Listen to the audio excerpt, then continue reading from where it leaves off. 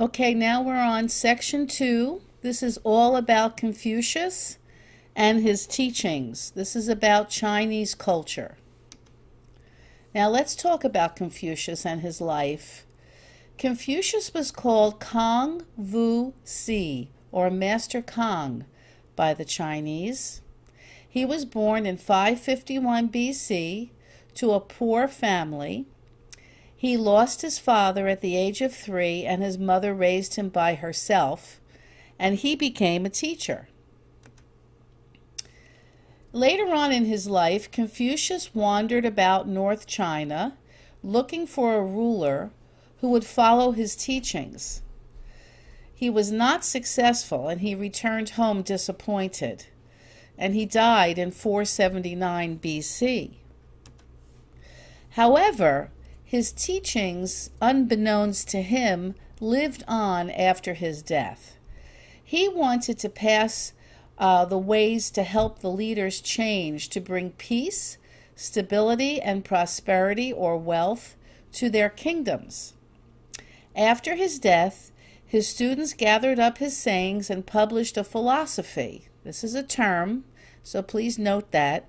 A philosophy is a system of beliefs and values. This philosophy was called Confucianism. Now, what was his philosophy? Okay, it had to do with ordering society. Confucius's goal was to give order. He wanted proper behavior by everyone in the culture. People should know their place in the family and society, and people should respect above and below them.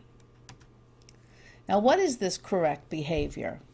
Okay, he outlined it in 5 very major relationships. The first one, of course, being the ruler, and to set a good example for the ruler to the people he ruled.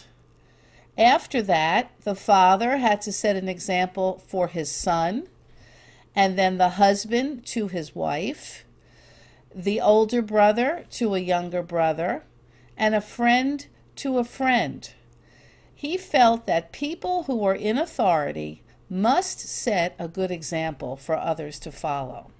And his main philosophy is, do not do unto others what you would not want done to yourself.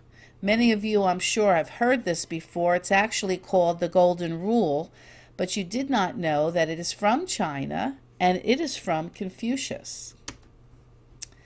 Now, what was the influence or impact of Confucius? Well, Confucianism affected Chinese government.